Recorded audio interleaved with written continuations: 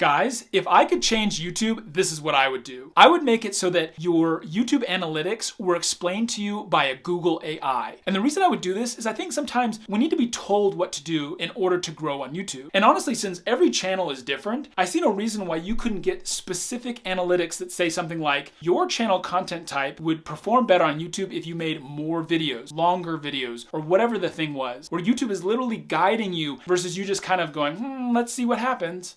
Hey Siri, what's wrong with my YouTube channel? On it.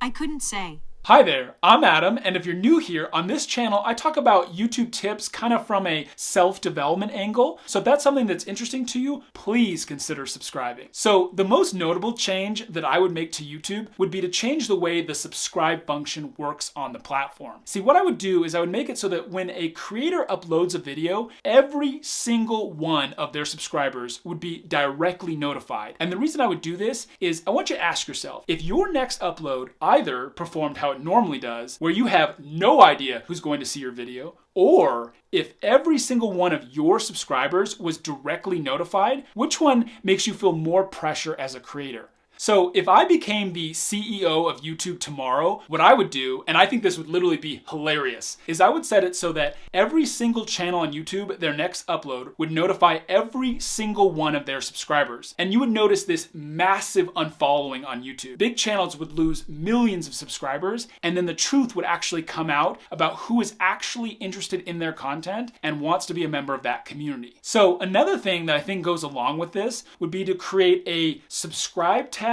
and a follow tab on YouTube. And how it would work is when you subscribe to a channel, that means that you're going to be notified of every single upload. So this person, their content is highly relevant to you. But the follow function, this would simply mean that you want to keep tabs on this channel. You want an easy, accessible list of channels that you liked at one point or another and might want to find in the future. And what would happen is creators would see that follow metric privately. It would just simply mean that they were on somebody's list. But subscribe would be publicly available, and that would actually mean something. So another thing I would do is I would make the community tab available as soon as possible. And the reason I would do this is it wasn't until I got my own community tab that I really started feeling like I had a YouTube channel, that I had a community. Honestly, as long as you have, say, 30 members that are routinely coming back and interacting with your content, then that's really all you need to have a community, because essentially now you have a club on YouTube. So what I would also do is create a completely separate tab on your YouTube channel for YouTube Shorts,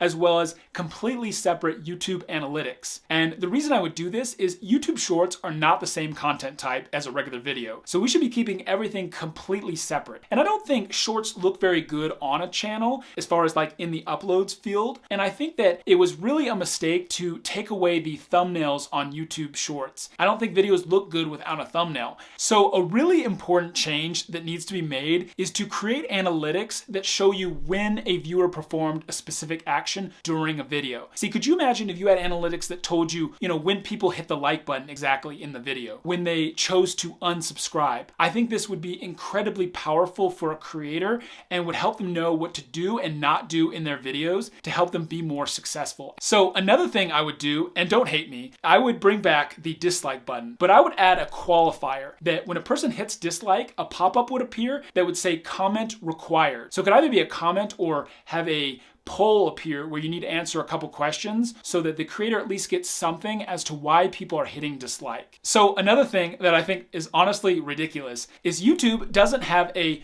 personal messaging feature. And every social media has that. So why doesn't YouTube? And YouTube, if you're listening to this, stop changing the algorithm. I mean, think about it. How are we supposed to be successful as creators if you keep changing the mark? You've got to make it possible so that we can learn to be good at YouTube. So tell me, if there was one thing that you could change about YouTube, what would it be? Let me know in the comment section below this video.